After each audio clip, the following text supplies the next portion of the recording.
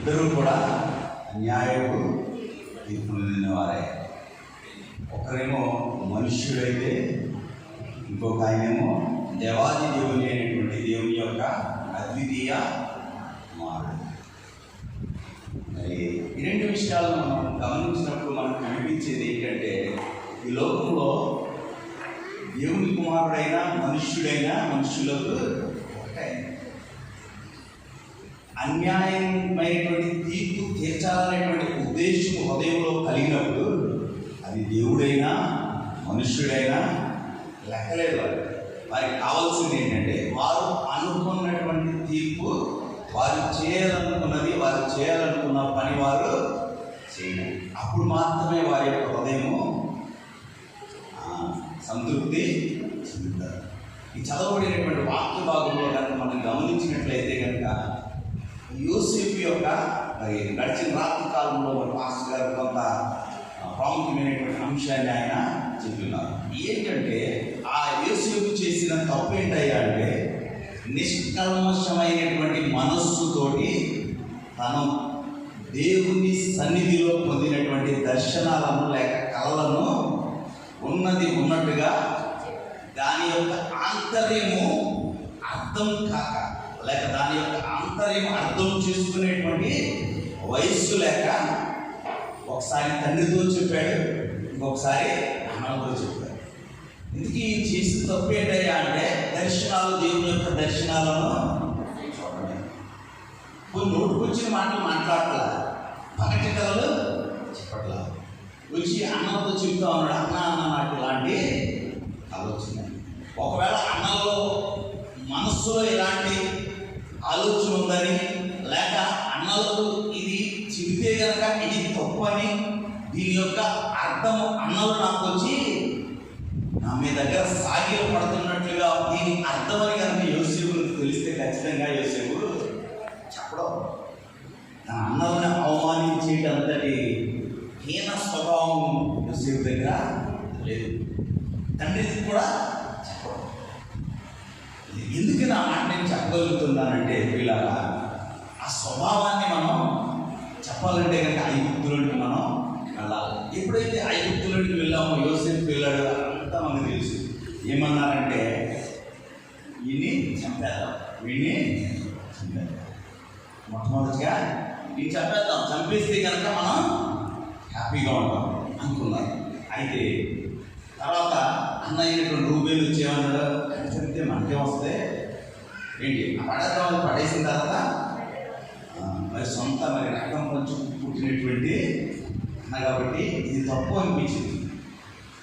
సరే అంటే చిన్నోడు కదా, అంటే తెలియకేదో మాట్లాడాడు, పెద్ద తరహాగా ఆలోచన చేసుకుని అన్నాడు. ఈ యోసేపు యొక్క అంతరంగం ఏంటంటే ఇక్కడ తెలియట్లా. అయితే ఐగుప్తు వెళ్ళిన తర్వాత యోసేపు రాజు అయిపోయాడు, అధికారిగా నియమించబడ్డాడు. ఒక రోజు రాణి వచ్చింది. ఆ కళ అని ఏ యోసేపు ఏదైతే చెప్పాడో, బహుశా యోసేపు గుర్తుంది కానీ జరుగుతుందో లేదా అనేది జరగాలని కూడా యోసేపు ప్రార్థన చేయాలి.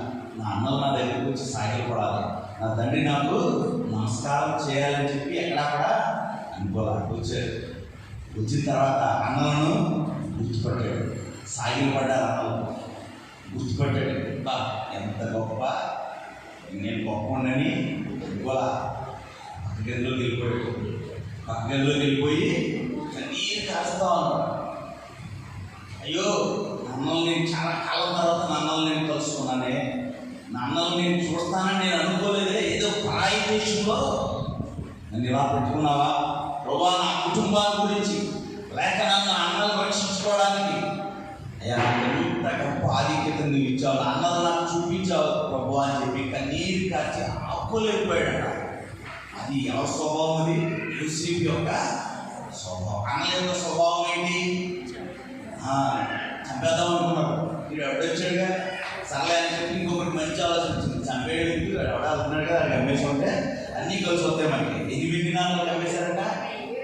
20 వెండి నాణాలు. అక్కడ కూడా ఆయన వెండి నాణాలకే, కాకపోతే ఒక 10 వెండి నాణాలు కొద్ది తక్కువకి అమ్మేశారు. చిన్నోడు కదా. మరి ఎప్పుడైతే అమ్మేశారో అమ్మేసిన తర్వాత యోసేపు దగ్గరికి వచ్చిన తర్వాత యోసేపా నాకు టైం వచ్చిందే, మీ ఎందుకు చూద్దాం రా, అసలు మీ సంగతి ఏంటో తెలుస్తారా అంటే ఎందుకని ఈ రెండు వాక్య భాగాలు మనకి ఈ రోజున పాఠాలుగా ఇచ్చారనేది నేను మీ అంటే నా హృదయానికి గోచరించినటువంటి దానిని బట్టి, లేక నేను చదవబడినటువంటి లేఖనాలను బట్టి మీతో పంచుకోవాలని, మీతో చర్చించాలని నేను ఆశపడతా ఉన్నాను. నాకు భలే టైం దొరికారా మీ అందరూ అని చెప్పి నేను ఎవరినో తెలుసా అని అట్లా ఒక్కొక్క విషయాన్ని కనుక్కుంటున్నాడు. కఠినంగా మాట్లాడకపోతే నిజం చెప్పడేమో, అన్నలో హృదయం తెలుసు కదా, అన్నలో ఒకటి కూడా నిజం చెప్పడం తెలుసు కదా, ఒక్కొక్కటి లాగుతా ఉన్నాడు. మీరు ఎంతమంది పిల్లలు అన్నాడు, మేము అన్నామన్నాడు. మీరు ఎవరు కుమారులు, మీరు దేశాన్ని ఏది చూడడానికి వచ్చారు, మీరు మామూలు కాదన్నాడు. అయ్యో మేము అలాంటి కారణం కాదు, మా తండ్రి ఎవరో మా తండ్రి చాలా మంచోడు, నీతిమంతుడు, అయ్యా మా తండ్రికి ఎంతమంది పిల్లలం, మేము అలాంటి వారు కాదయ్యా, మేము వేరు చూసేవారు కాదని చెప్పి చెప్తా ఉన్నారు. వారు చెబుతూనే ఉన్నారు. ఈ యొక్క మనిషికి ఒక్క మాటట్లా అంచుకోలేకపోతా ఉన్నాడు.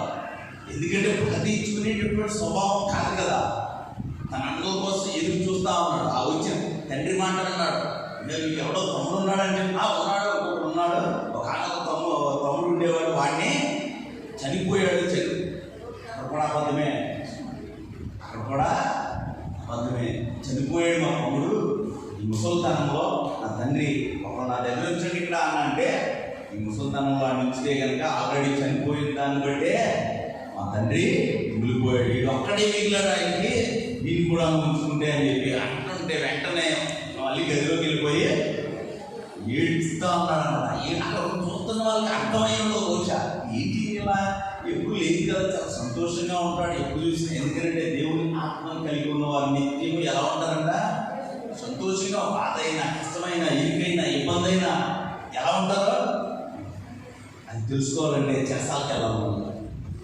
యోసేపు చెరసాలలో ఉన్నప్పుడు అందరూ ఒక్క ముఖాలే ఉన్నారంటే వాళ్ళిద్దరూ ఒక్క ముఖాలే అంటే ఇన్ని ఎలా ఉండాలి, ఇంకా మళ్ళీ ఏడుతూ ఉండాలి. ఏ శిక్ష చేస్తారో తెలియదు, అసలు బ్రతికి ఉంచుతారా లేపేస్తారా ఏంటన్నా తెలియదు.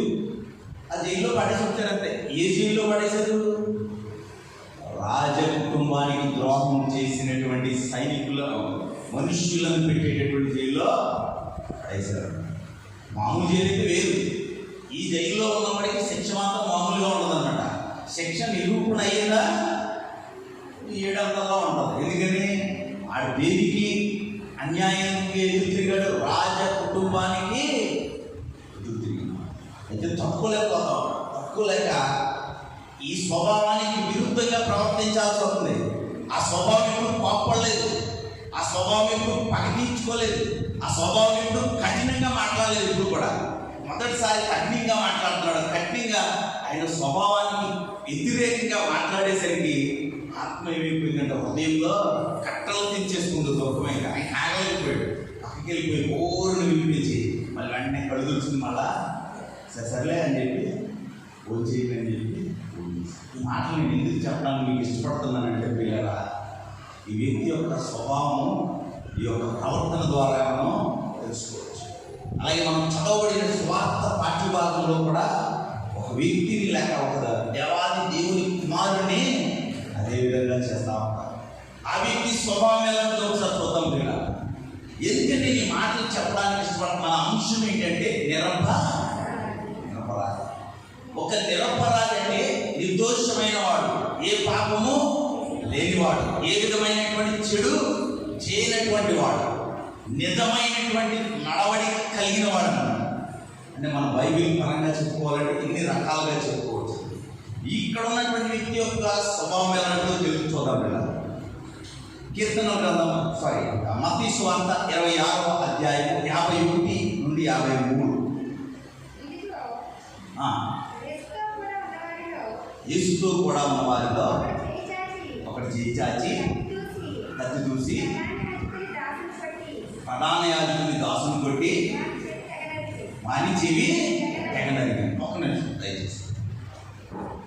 ఆ వ్యక్తి యొక్క స్వభావము ఎవరికి కూడా అన్యాయం చేయలేనటువంటి స్వభావం. ఇక్కడికి ఈ వ్యక్తి దగ్గరకు వచ్చాడు. ఈ వ్యక్తి దగ్గరకు వచ్చి ఈ వ్యక్తి ఏం చేశాడు అంటే కనుక ఈ వ్యక్తి ఏం చేశాడు అనే దానికన్నా ముందు, చూడడానికి ముందు ఈ వ్యక్తి యొక్క స్వభావం ఎలాంటిదో మనం చూస్తే కనుక మనకు అర్థమైపోతుంది ఆ వ్యక్తి ఏంటంటే. ఈ వ్యక్తి పట్టుకోవడానికి ఆ గెత్సెమనే తోటలోని ఉన్నప్పుడు వచ్చారంట. ఆ వచ్చిన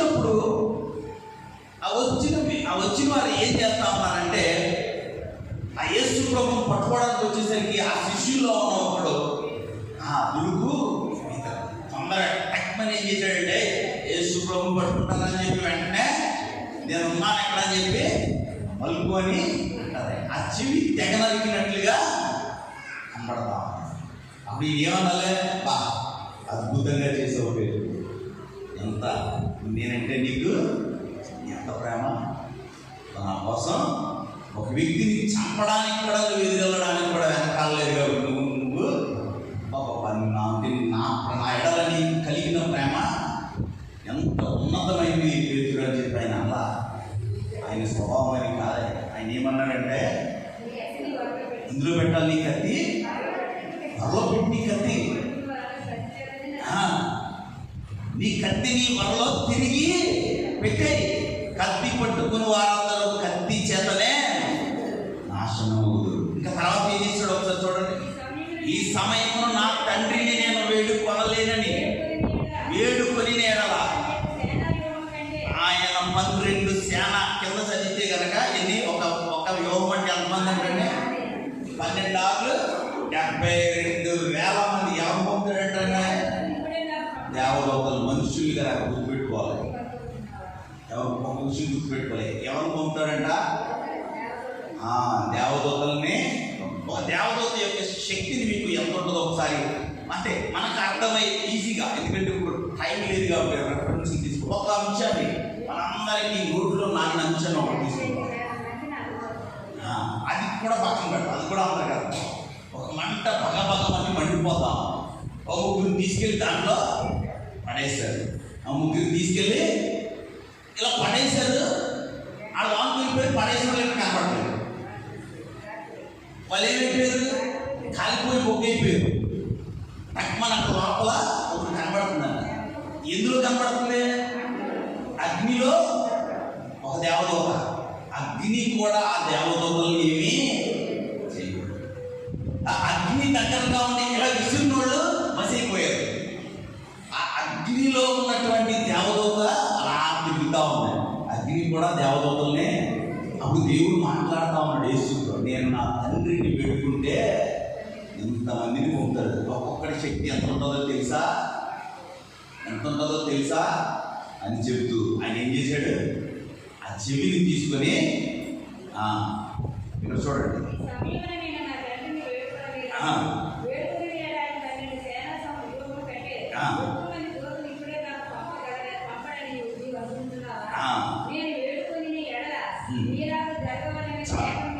ఇక్కడ ఏం చెప్తా ఉన్నానంటే, నా మీద ఏమన్నా అసలు పేతురు మనమైతే ఏమన్నా అదిగా నీళ్ళంటాడు, నా పక్కన కూడా ఉంటే ఎంతమంది వచ్చినా ఏ సంవత్సరం పడేస్తా ఉంది అంటాడు. కానీ అక్కడ అలా అనట్లేదైనా. ఏంటిది నువ్వు చేస్తున్న పని? కత్తిని నీ వరలో పెట్టు. కత్తి చేత పట్టిన వాడు కత్తితోనే చంపబడతాడు. పేతురు వద్దుది నీ స్వాపు పెట్టు. నేను కనుక వేడుకుంటే నా దేవుడు పంపేటటువంటి సైన్యాన్ని కనుక నువ్వు చూస్తే కనుక వీళ్ళందరినీ కూడా ఏం చేయగల అగ్ని పచ్చి కాల్చివేయగలిగింది. అగ్ని రూపంలో రాగలుగుతారు ఆయన సైన్యం, గాలి రూపంలో రాగలరు, ఏ రూపంలోనైనా ఆయన రాగలరు. అవసరమైతే కోరావు కుమారులు భూమి చీల్చి నెరలు మింగివేసినట్టుగా ఉన్న పలంగా ఆయన మింగివేయడానికి సమర్థుడాయన. దేనికైనా సమర్థుడు. ఎవరంట నా తండ్రి అంటాడు ఆయన. నేను ఎవరి కుమారుడు అనుకున్నావు? నా కుమారుడు, నా తండ్రి ఎవరు అనుకున్నావు? నేను సామాన్యుడా? నా స్వభావం ఇది కాదు. నా స్వభావము వెంటనే ఆ చెవి తీసి వ్యక్తిగా చెవి తీసి ఆయనకి బాగు చేశాడు. దీన్ని బట్టి మనకి ఏమర్థం అవుతుందంటే, ఈ వ్యక్తి స్వభావం ఏంటయ్యా అంటే కనుక ఎవరికి తన పగవారికి కాదు కదా, తన మీద కొట్టడానికి వచ్చిన వారికి కూడా ఈయన అన్యాయము చేయడు. అలాంటిది ఇక్కడ ఏం చేస్తా ఉన్నారు? అలాంటి నిరపరాధైనటువంటి వ్యక్తిని, ఇంత నెమ్మదితో కూడినటువంటి స్వభావం, ఇంత శాంతి స్వభావం కల వ్యక్తిని సమాజ మందిరంలో నిలబెట్టారు. నిలబెట్టి ఏమంటా ఉన్నారు? చదవబడినటువంటి వాక్య భాగంలో ఇక్కడ మనం గమనించినట్లయితే కనుక ఆయన ఎక్కడికి తీసుకొచ్చారంటే, ఉదయమైనప్పుడు ప్రధాన యాజకుడు, అక్కడ చాలా క్లియర్గా ఉదయమైనప్పుడు అని రాశారు కదా, అంటే రాత్రి ఏదో జరిగింది. ఉదయమైనప్పుడు ఎక్కడికి తీసుకొచ్చారు? ప్రధాన యాజకుడు తీసుకొచ్చారు. అంటే రాత్రి ఎక్కడో ఉంచారు ఆయన. రాత్రి అంతా ఎక్కడో ఉంచి ఆ గత్సేమనే తోటలో 3 భాగాలుగా యొక్క యేసుని హింసించినటువంటి హింసలను 3 భాగాలుగా విభజించవచ్చారు. అది సామాన్యమైన మనం అనుకునే అంత ఈజీగా, మనం మాట్లాడుకున్నంత సుఖంగా సౌఖ్యవంతముగా ఉండేటటువంటి అనుభవం కాదండి. అది మాటలలో వర్ణించలేనటువంటిది. అది మొట్టమొదటిగా ఆయనది ఉదయం. రాత్రి ఏమైందంటే గెత్సేమనే వనం వద్ద ఆయన రాత్రిని పట్టుకున్నారు. ఆయన పట్టుకుని వచ్చి ఎక్కడికి తీసుకెళ్లారు?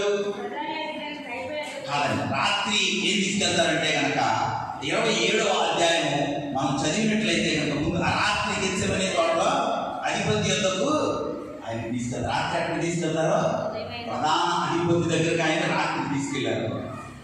ఆ రాత్రికి తీసుకెళ్ళి మనకి 27, 24, 26లో ఉంటుంది. మార్కు 15, 24, 20 ఒక్క నిమిషం. మత్తయి సువార్త 27, 24 ఒకసారి కాదు చేసుకుంటాం.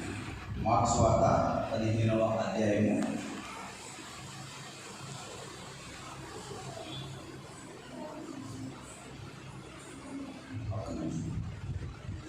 రాత్రంతా కూడా ఇక్కడ జరుగుతూ ఉంటుంది.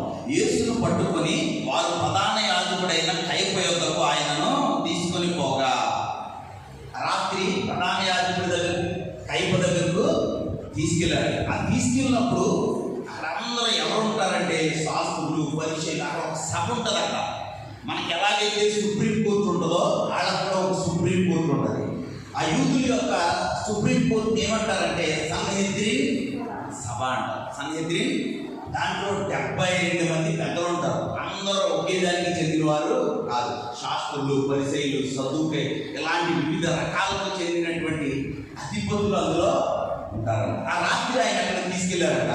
ఆ రాత్రి అక్కడికి తీసుకెళ్ళి మరి ఆ రాత్రి అంతా కూడా ఆయన ఏం చేశారో, ఎలా చేశారో మనం చదివితే తర్వాత మరి అది బైబిల్ గ్రంథంలో అంత క్లియర్గా లేదు. కానీ మీరు కనుక ఆ మధ్య కాలంలో వచ్చినటువంటి ప్యాషన్ ఆఫ్ ద క్రైస్ట్ అనేటువంటి సినిమా కనుక మనం చూసినట్లయితే ఆ రాత్రి ఆయన ఎన్ని రకాలుగా అవమానాలకు గురి చేశారు, ఎన్ని రకాలుగా హింసలకు గురి చేశారనేది మనకు కనబడుతుంది పిల్లలు.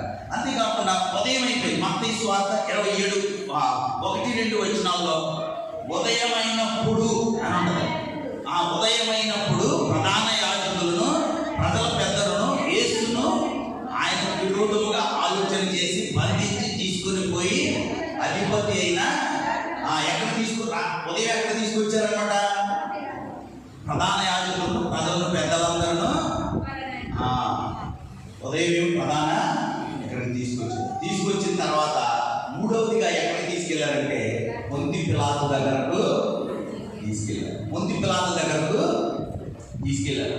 ఈ సన్హెద్రిన్ యొక్క సభ యొక్క ప్రాముఖ్యత ఏంటంటే పిల్లరా, ఇందులో ఉండేటటువంటి శాస్త్రులు కానీ, పరిచయులు కానీ వారికి ఒక రాజ్యాంగం ఉంది.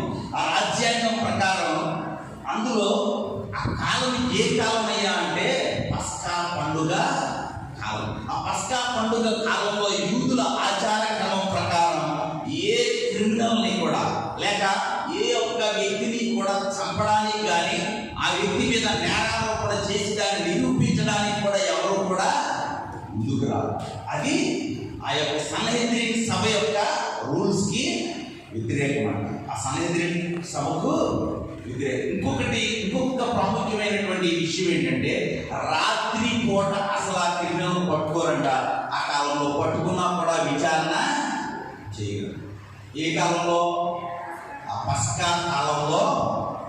ఆ పస్కా కాలం అంతా వారు ఎలా ఉంటారంటే దేవుడు వారిని ఏ రీతిగా ఐగుప్తులో నుండి బయటకు తీసుకొచ్చాడో, దాస్యంలో నుండి అక్కడ ఎటువంటి బాధలు పడ్డారో, అక్కడ ఎటువంటి కాటి కింద వారు నలిగిపోయారో వాటినన్నిటినీ జ్ఞాపకం చేసుకుంటూ హృదయం అంతా కూడా బాధతో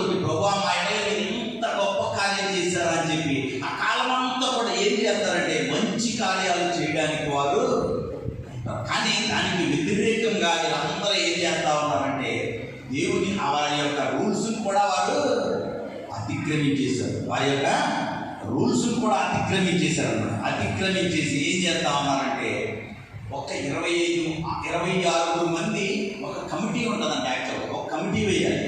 ఒక వ్యక్తిని విచారించాలంటే కనుక 26 మందిని సభ్యులతో ఒక కమిటీ వేయాలి. ఆ కమిటీ వేసి ఆ కమిటీ విచారణ చేసిన తర్వాత మాత్రమే ఆ వ్యక్తికి శిక్ష ఖరారు చేయాలి. కానీ ఖరారు చేయొచ్చు ఇంకొక విషయం కూడా ఉంది.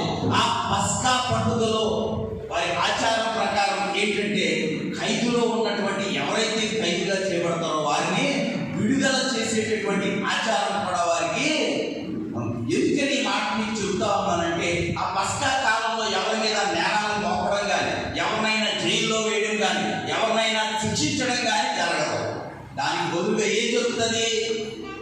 శిక్ష పొందుతున్న వారిని విడుదల చేయడం జరుగుతుంది. ఆ పస్కా దానిలో ఇంత చక్కగా రూల్స్ అన్ని రాయబడి ఉంటే ఈ రూల్స్ అన్నీ కూడా మాకు అవసరం లేదు. ఈ రూల్స్ అన్నీ మాకు అవసరం లేదు. మా యొక్క ఉద్దేశం, మా ఆలోచన ఒకటే. మా ఆలోచన, మా ఉద్దేశం ఒకటే. ఏంటంటే ఈయన్ని మేము అడ్డు తొలగించుకోవాలి. ఈయన మేము అడ్డుగా ఉన్నాడు. మేము అధికారం అనుభవించడానికి మా యొక్క పెద్దరికం ప్రజల ముందు నిలబడకుండా ఈయన అడ్డుగా ఉంటాడని చెప్పేసి అప్పుడు ఏం చేశారంట, మరి మనం చదవబడినటువంటి వాక్య భాగంలో గమనించినట్లయితే వీళ్ళందరూ రాత్రి ఆలోచన చేశారు, ఆలోచన చేసి ఏమన్నారంటే మనం ఒక పని చేద్దాం, ఒక పని అబద్ధ సాక్షులను మనం ప్రమాణం అంతే అని చెప్పేసి బహుశా నేను ఏమనుకున్నాను, అబద్ధ సాక్షులను ఏర్పాటు చేశాడు. రే నువ్వు ఇలా చెప్పాలి, అలా చెప్పాలి, ఓకే చెప్తానని బయలుదేరాడు అబద్ధ సాక్షి. అక్కడికి వెళ్ళిన తర్వాత బహుశా ఈయన ఏం చెప్పుకుంటాడంటే అబద్ధ సాక్ష్యం చెప్పాలంటే, అవునండి ఈయన విశ్రాంతి దినాన ఒకడు చేయకపోయి ఉంటే అది బాగు చేయడం నేను చూశాను. ఇంకొకడు వచ్చి ఉంటాడు, అవునండి ఒక విశ్రాంతి దినాన వీడు పక్షవాయువు గలవాడిని ఒకటి బాగు చేయడం నేను చూశాను. అవునండి ఒకనొక విశ్రాంతి దినమున ఈ వ్యక్తి ఒక వ్యక్తిని బాగు చేయడం నేను చూశానని మాట్లాడుతా ఉన్నాను. అక్కడ ఉన్న వాళ్ళందరికీ బతుకోవాలి ఏంటి అక్కడ, అందుకని అక్కడ మాట్లాడతాడు అనమాట. అక్కడ 60వ అధ్యాయంలో చూసినట్లయితే అబద్ధ సాక్షులు అనేకులు వచ్చిన సాక్ష్యమేమి ఏం చెప్తారు? సాక్ష్యం ఏం చెప్తారు? ఏం చేశాడంటే విశ్రాంతి దినాన్ని చనిపోతున్నవాడిని ఒకడు లేపాడు, విశ్రాంతి దినాన్ని కుంటి చేయవాడిని ఒకడు నడిపించాడు, లేక కుంటి చేతిని బాగు చేశాడని చెప్తా ఉంటే ఎవరంటారు? అందుకని అబద్ధ సాక్ష్యాలు కూడా అక్కడ నిలబడతారు. చెప్దామని వస్తున్నాడు, ఏం చెప్తారు అబద్ధ సాక్ష్యం? ఎవరినైనా మర్డర్ చేశాడని చెప్తాడా, కొట్టాడని చెప్తాడా, తిట్టాడని ఇంకొక మాట కూడా చెప్పుకుంటాడు. రాత్రి నేను తోటలో చూశాను, కత్తి తీసుకుని ఒకడు చెవి నరికి చెవి తీసి చెవి అంటించడం నేను చూశాను. ఆయన వెంటనే ఆ చెవి అతుక్కుపోయిందని అందరూ విన్నారు. అప్పుడు అందుకే నా మాట రాయించి పెట్టాడు, ఏమని అబద్ధ సాక్షులు నిలబడలేదంట. అబద్ధ సాక్షులు నిలబడలేదు.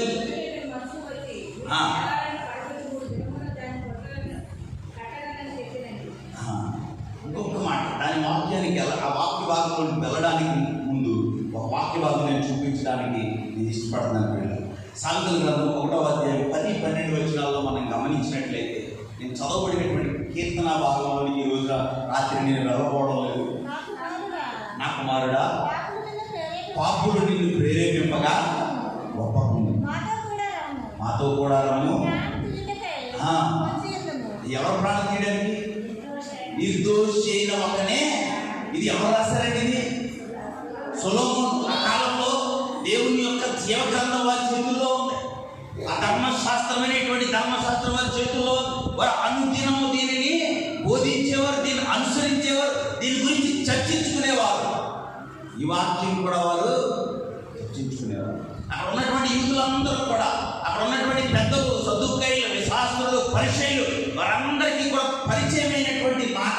ఈ మాట కూడా వారికి గుర్తుంచి ఉంటుంది. ఈ మాట గుర్తొచ్చినప్పటికీ కూడా వీరు ఏం చేస్తారు? ఏదైతే దేవుడు చేస్తని వారికి తండ్రి అయిన దేవుడు ఆజ్ఞగా సొలొమోను అనేటువంటి మహా జ్ఞాని చేత వారు త్రోవ తప్పిపోకుండానట్లు పెట్టాడో అది చదివి కూడా మీరు ఏం చేస్తా ఉన్నారో, ఏదైతే చేద్దన్నాడో నిర్దోషిని ప్రాణం తీయటానికే మనం పొంచి ఉండకూడదు అని ధర్మశాస్త్రం చెబుతా ఉంటే, ఆ ధర్మశాస్త్రాన్ని ప్రకటించేవారు, ఆ ధర్మశాస్త్రాన్ని బోధించేవారు ఏం చేస్తా ఉన్నారంటే, నిర్దోషి అయిన ఒక ప్రాణిని చంపడానికి పొంచి ఉన్నాం మనందరము. రండి, మనందరి సంచి ఒకటే, మనందరి సంచి అంటే దోచుకుందాం రండి, నిర్దోషిని ప్రాణాలతోటి మింగేద్దామని అంటా ఉన్నాం. మీరు నిజంగా మరి ఈ హృదయాలు ఎంత కఠినమైపోయినాయో, మరి అంటే అధికారం ఒకవేళ అనుభవించాలి లేక అనుభవించి దాని మీద నుండి కిందకి దిగాలంటే కనుక అంత కష్టంగా ఉంటుందేమో. ఆ అధికారంలో అప్పుడు వరకు వారు మేము ఇక్కడ ఉన్నాము అని చెప్పుకుంటున్న వారు వీరి వెనకాల తిరిగే జనాలు తగ్గిపోయి యేసు ప్రభు వెనకాల జనాలు వెళ్ళిపోతా ఉంటే వీళ్ళకి అది మింగుడు పడట్లా, మమ్మల్ని ఎవడో పట్టించుకోవట్లా. ఇంతకుముందు మా ఇంట్లో పలానా జరిగింది న్యాయం చేయమనేవారు, మా ఇంట్లో పలానా కష్టం వచ్చి తీర్చమనేవారు, మా ఇంట్లో పలానా ఇంటికి వచ్చి తీర్చమని మన దగ్గరికి వచ్చేవారు. ఇప్పుడు ఎవరు కూడా మనల్ని పట్టించుకోవట్లేదు. కాబట్టి ఏం చేయాలంటే మనం తీసేయాలి. ఏం చేయాలి? ఎంత దిగజారిపోయారంటే పిల్లరా, దయచేసి ఈయన ఎక్కడా కూడా ఈయన తప్పు చేశాడని ఎక్కడా కూడా కనబడట్లేదు. ఎక్కడా కూడా మీరు గమనించినట్లయితే పిల్లల దేవుని యొక్క వాక్య భాగంలో మనం గమనించినట్లయితే కనుక ఇక్కడ ఈయన పిలాతు దగ్గరకు ఈయన్ని తీసుకొచ్చారు. 27, 24, 26 చదివినట్లయితే కనుక 11 నుంచి 26 అదంతా కనబడుతూ ఉంటుంది. 26, 24 పిలాతు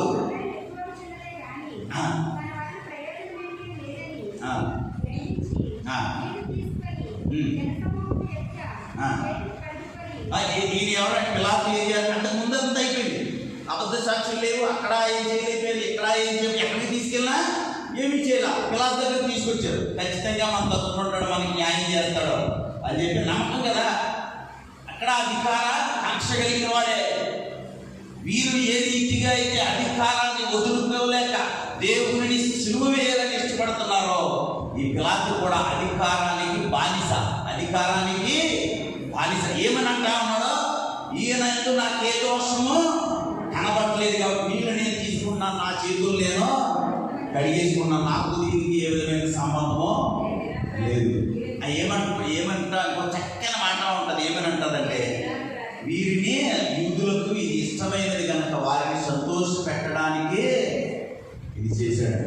వాళ్ళని సంతోష పెడితేనే పిలాతు యొక్క అధికారం అక్కడ ఉంటుంది.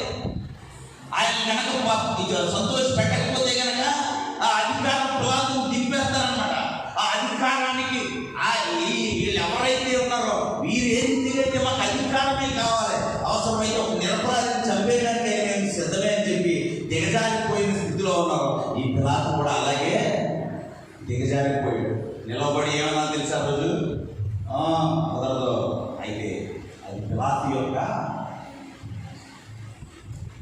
చెప్పినా కూడా దేవుడు ఇంకొక రీతిలో ఆయన సిలువ కార్యం జరిగించేవాడు.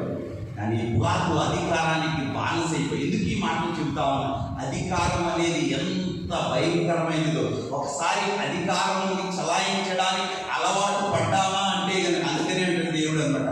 ఆయన దేవుని కుమారుడయ్యుండి దాసుని స్వరూపము ధరించుకున్నాడు. అందుకనే ఆయన ఏమన్నాడంటే, పనికి మాలిన వారి యొక్క కాళ్ళు కడగడానికి ఆయన ఇష్టపడ్డాడు.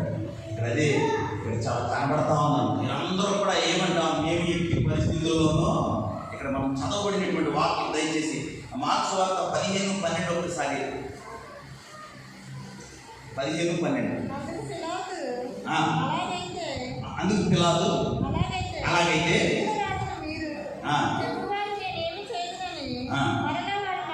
మళ్ళా అడిగాడండి. అయినా మన స్టాఫ్ రెండోసారి అడిగాడు.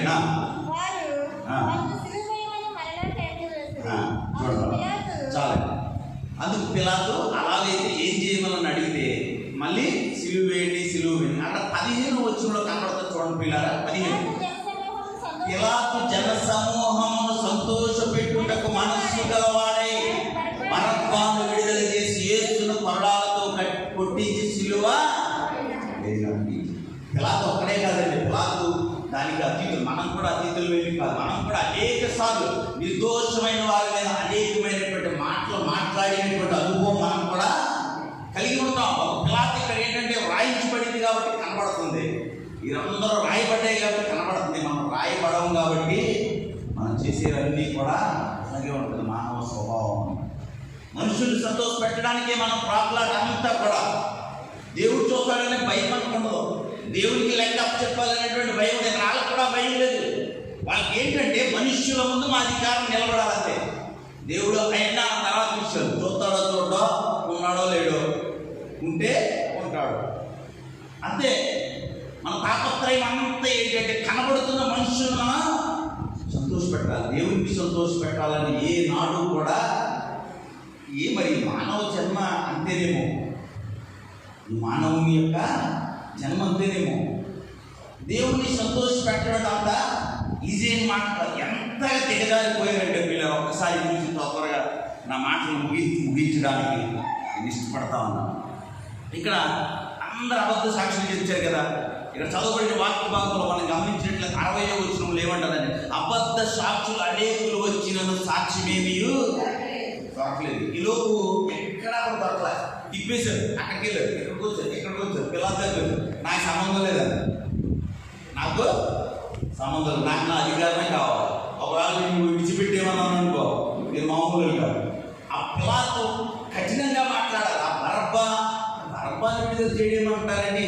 ఆడు ప్రభుత్వం వ్యతిరేక కార్యాలు చేసిన వాడు కదా అని అన్నారు. అట్లా మీ ఇష్టం వచ్చినట్టు కొట్టాలతో కొట్టడానికి, మీ ఇష్టం వచ్చినట్టు చేసుకోవడానికి ఇలా లాస్ట్ మాత్రం నా చేతులు నాకేమి సంబంధం లేదని చేతులు కడిగేసుకున్నాడు. ఎందుకు కడుక్కున్నాడు చేతులు? అలా ఆవిడ పెట్టింది, అందుకని లేదా అది కూడా చేయడు. ఆవిడ కబురు పెట్టింది, అది ఇంకేం కనపడట్లా. అలా ఆవిడ కబురు పెట్టింది, అది కన్ఫర్మ్ అయిపోయింది. ఒకటి జోలికి వెళ్ళామంటే ఎందుకు వచ్చి మనకు సంబంధం లేదంటే గొడవలు పోతే అంటే తప్పించుకునే స్వభావం అన్నమాట.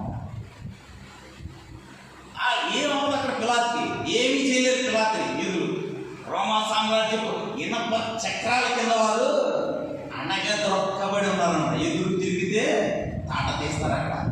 కానీ అయినా కూడా పిలాతు మాట్లాడలేదు.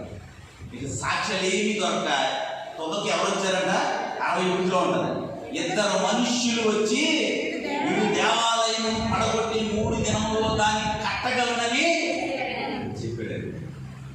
ఇది దేని గురించి చెప్పాడు? ఈ దేహం అనేటువంటి దేవాలయాన్ని పడగొట్టి నేను 3 దినాల్లో మళ్ళా తిరిగి లేపుతానని చెప్తే ఈయనేమంటాడు?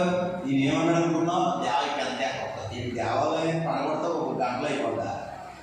ఆ కట్టడానికి ఎన్ని సంవత్సరాలు పడింది? అన్ని సంవత్సరాలు కట్టిన దేవాలయాన్ని 1 పూటలో 1 నిమిషంలో 1 రోజులో పడగొట్టేస్తానంటే నమ్మడానికైనా అసలు ఆలోచించాలా? ఇంకేమన్నా అది కూడా నిలబడలేదు. ఎందుకు నిలబడుతుంది? చేయలేరన్న విషయం అందరికీ తెలుసు కదా. అయితే అక్కడ ఒక ఆయన ఎంటర్ అయ్యాడు. ఎవరో సుప్రీంకోర్టు జడ్జి అయ్యాడు. ఆయన సుప్రీంకోర్టు జడ్జి. యూదులో సంహెద్రిన్ సభకు అధిపతిగా ఎవరుంటారంటే ప్రధాన యాజకుడు. ఆ 72 మందిలో ప్రధాన యాజకుడు జడ్జిగా ఉంటాడు. ఆ జడ్జి గారు దిగాడు. దిగిన తర్వాత అది ఎంత యేసుక్రీస్తుని సిలువ వేయాలని చెప్పి, మాకు అధికారమే కావాలని చెప్పి వీళ్ళు ఎంత బలంగా నిర్ణయించుకున్నారనేది ట్రై చేశారు. 3 దగ్గర పని అవ్వలేదు. అబద్ధ సాక్ష్యాలు తెచ్చారు, అవి కూడా నిలబడలేదు. దేవాలయం కట్టి పడేస్తానన్నాడు, అది కూడా పని అవ్వలేదు. ఇంకెవరు లేదు. ఇంకప్పుడు రంగంలోకి ఎవరు దిగారు? ప్రధాన యాజకుడు గారు రంగంలో దిగారు. ఆయన అంటున్నా చూడండి. అందుకు ప్రధాన యాజకుడు ఆయనను చూచి, నీవు దేవుని జాగ్రత్తగా, దయచేసి బైబిల్ ఉన్న వాళ్ళందరూ నా వైపు చూడడం కాకుండా ఈ 53 చదవడానికి 53 నుంచి 64 చాలా జాగ్రత్త.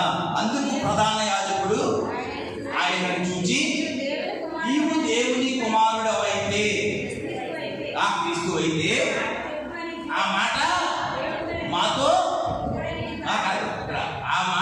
మాతో చెప్పుమని జీవము గల దేవుని తోడని నీకు ఉంటుంది. ఇక్కడ చూడండి, ప్రధాన యాజకుడు నిలబడి అని ఉంటుంది. ప్రధాన యాజకుడు ఎన్నో వచ్చిన ఉంటుంది, 62లో ఉంటుంది. ప్రధాన యాజకుడు కూర్చున్నాడు. ఎక్కడ కూర్చోదు ప్రధాన యాజకుడు? ఆయన లేవసలా, ఆయన లేవకూడదు. ఆయన జడ్జి కదా, ఆయన తీర్పు చెప్పాల్సినటువంటి వ్యక్తి. నువ్వు నేరస్తుడివా అని ఆయన అనకూడదు. ఇక్కడ కింద ఉన్న 26 మంది సభ్యులు ఎవరైతే ఉన్నారో వాళ్ళు మాట్లాడాలి. ఆయన ఇవన్నీ చూసిన తర్వాత లాస్ట్లో తీర్పు రాసి ఆయన లేచిపోయి బయట లేచిపోయి చూడండి ఎంత గౌరవం. ఆయన లేచిపోయి గబగబా దగ్గర వచ్చి ప్రేమగా మాట్లాడుతున్నాడు. అందుకు ప్రధాన యాజకుడు ఆయన చూసి నీ దేవుణ్ణి కుమారుడు అయిన క్రీస్తు అయితే ఆ మాట నాతో ఎవరి వల్ల అట్లా వాళ్ళందరూ వీగిపోతున్నారు, భయపడిపోతారు. ఇది దాటిపోయిందా మనం అయిపోయామని చెప్పి కంగారు పడిపోతారు అనమాట. ఇది ఎలాగైనా అని చెప్పి ఏమన్నా చూడండి. మరి దేవుని వల్ల దేవుడి మీద ఉడుకు పెట్టకూడదని ఇందులో ఉంది, ధర్మశాస్త్రంలో ఏముంది అనకూడదు కదా. ఏమంటున్నాడు దేవుడికి అంటే ఆ రూల్స్ అన్ని ఏమైపోయినాయి, యూదుల రూల్స్ అన్ని ఏమైపోయి అవన్నీ కూడా పక్కన పెట్టేసి వచ్చి డైరెక్ట్గా వచ్చి దేవుడు కదా, నీకు ఎవరైతే దేవుని కుమారుడు అన్నావో ఆ దేవుని ఆ మాట అనిపించుకోవడం దేవుడికి ఇష్టం లేదు. కాబట్టి వెంటనే ఏమన్నాడంటే అందుకు యేసు నీవన్నట్టే అని ఇంకొక మాట కూడా అన్నారు. ఇది మొదలుకొని మనుషులకు రాకుమా నీవు అన్నట్టే అన్నారు. నీవు అన్నట్టే అని ఇది మొదలుకొని మనుష్య కుమారుడు సర్వశక్తిని కుడి పార్శ్వమున కూర్చుండడియు ఆకాశ మేఘారుడై వచ్చుటయు మీరు చూదురని చెప్పగా అని అంటున్నాడు. ఇంకా అంతే. ఇది ఏంటంటే వస్త్రాలు అసలు తెక్కూడదు ఆయన కుర్చీలోంచి. ఇది ఏం చెప్పారు తెలుసండి యేసు ప్రభు? ఆ రోజున ఉన్నటువంటి పెద్దలు కానీ, ఆ రోజున ధర్మశాస్త్రం ఎరిగిన వాళ్ళు కానీ, ఆ రోజునటువంటి ధర్మశాస్త్రాన్ని ప్రకటించుకున్న వాళ్ళందరికీ తెలుసు. ఇది ఎక్కడదంటే దానియేలు గ్రంథము 7వ అధ్యాయం 13వ వచనం ఒకసారి తీయండి.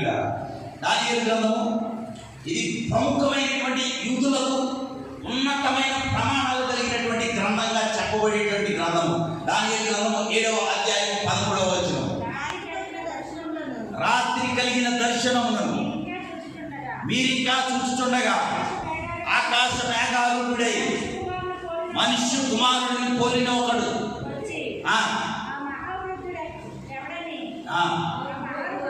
కనబడదు. మొదలు మనుష్య కుమారుడు సర్వశక్తిని కుడి పార్శ్వమున కూర్చుండటయు ఆకాశ మేఘారుడై వచ్చుటే మీరు చూతురని మత్తయి సువార్తలో ఏమి చెప్పాడయ్యా అంటే దేవుని యొక్క జీవ గ్రంథంలో ఉన్నటువంటి ఆ యొక్క వారికి నిత్యము తెలిసినటువంటి వాక్య భాగాన్ని ఒకదాన్ని చెప్పాడు. ఏం చెప్పాడంటే రాత్రి కలిగిన దర్శనంలో నేను ఇంకా చూస్తుండగా, రాత్రి నాకు ఒక దర్శనం కలిగిన దర్శనాన్ని నేను ఇంకా చూస్తుండగా మేఘారూఢుడై మనుష్య కుమారుని పోలిన ఒకడు వచ్చి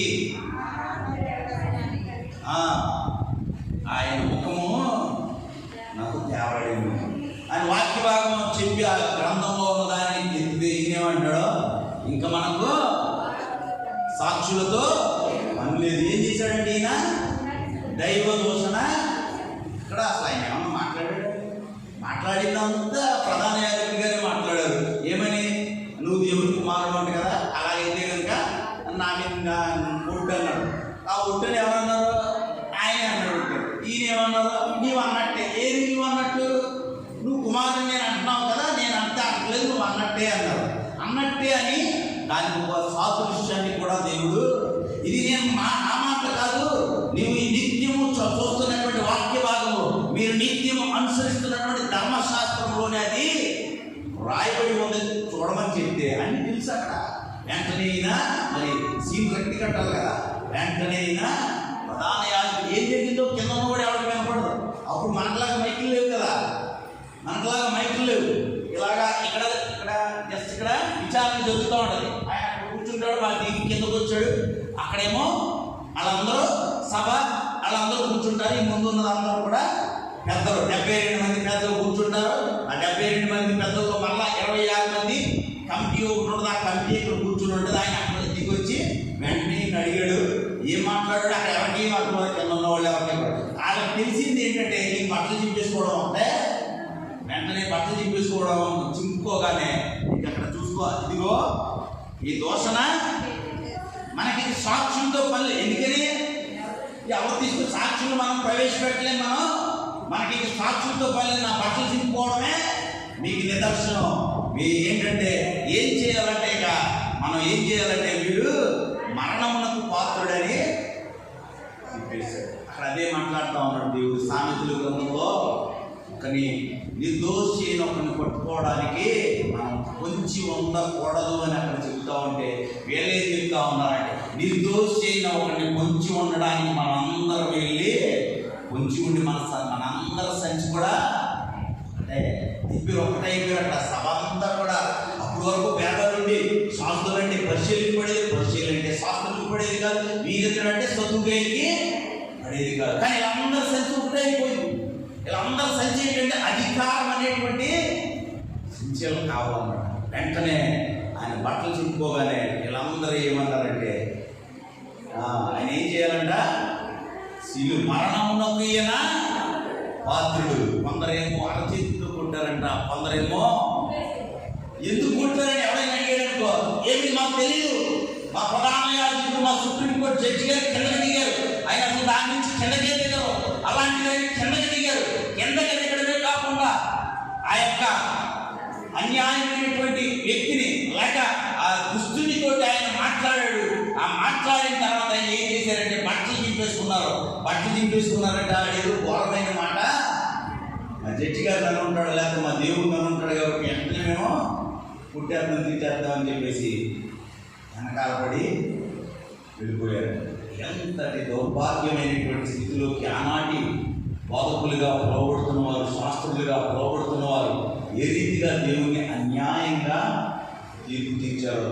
రాత్రిగా దేనికోసం తీర్చారంటే వారి యొక్క ఆకాంక్షలు నెరవేర్చుకోవడానికి, వారి యొక్క ఉద్దేశాలు నిర్మించుకోవడానికి.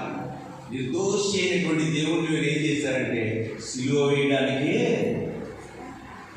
ఎవ్వరు కూడా ఆయనలో మచ్చైనను కలంకమైనను డాగైనను ముడత కానీ మచ్చ కానీ డాగు కానీ లేదు ఆయనలో.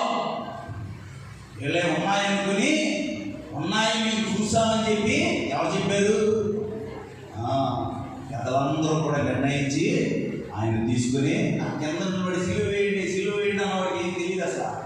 వాడికి ఇక్కడ యేసు ప్రభు కూడా క్లీన్గా కనపడ్డాక ఆ సభలో. రాత్రికాల సమయంలో దేవుడు మనతో మాట్లాడుతున్నటువంటి మాటలు ఏంటంటే నిర్దోషి అయిన ఒకరిని పట్టుకోవడానికి కొంచెం ఉండకూడదు అనేది దేవుని యొక్క ఉద్దేశం. అయితే వారు ఏ రీతిగా దేవుడిని తప్పుదోవ పట్టించారనేది మనకు కనపడుతుంది పిల్లలు. అంతేకాకుండా చదవబడిన కీర్తన గ్రంథంలో కూడా అదే కనబడతా ఉంటుంది అన్నమాట. ఇక్కడ యెహోవా నన్ను రక్షింపు. ఇంకా అది కాకుండా 3వ వచనంలో పెడితే కనుక చాలా ప్రాముఖ్యమైనటువంటి మాట. యెహోవా ఇచ్చకములాడు పెదవులన్నిటినీ వెంకములాడు నాలుకలన్నిటినీ కోసివేయును.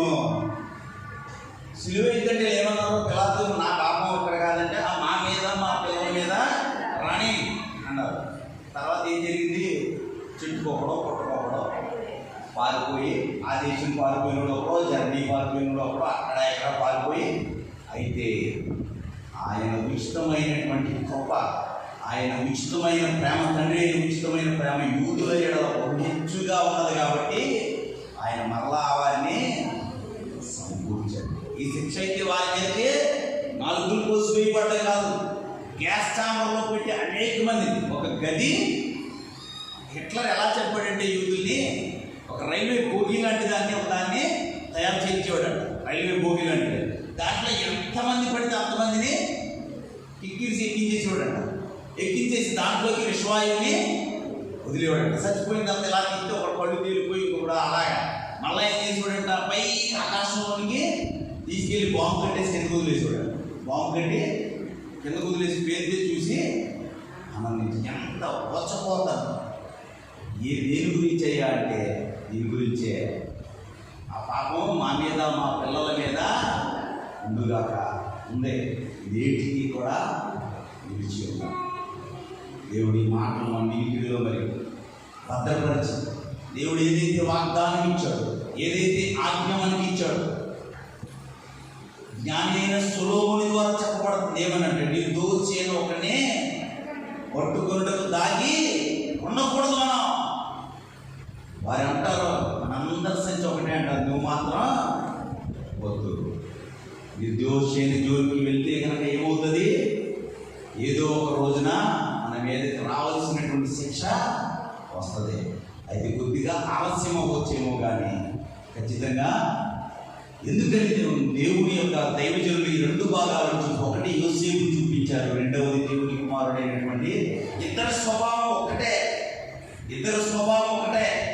ఎందుకు ఒకటే అంటే మనలను ఆయన పోలికలో ఆయన స్వభావం మనం చేసుకున్నాడు కాబట్టి అది ఒరిజినల్ స్వభావం అన్నమాట. యోసేపు కలిగినది ఒరిజినల్, అది మనంతా డూప్లికేట్. మనంతా డూప్లికేట్ అన్నమాట. మనం నవ్వు వచ్చినా నవ్వు రాకపోయినా కొన్నిసార్లు బలవంతంగా నవ్వి కొన్నిసార్లు బలవంతంగా ఏడుస్తూ ఉన్నాడు.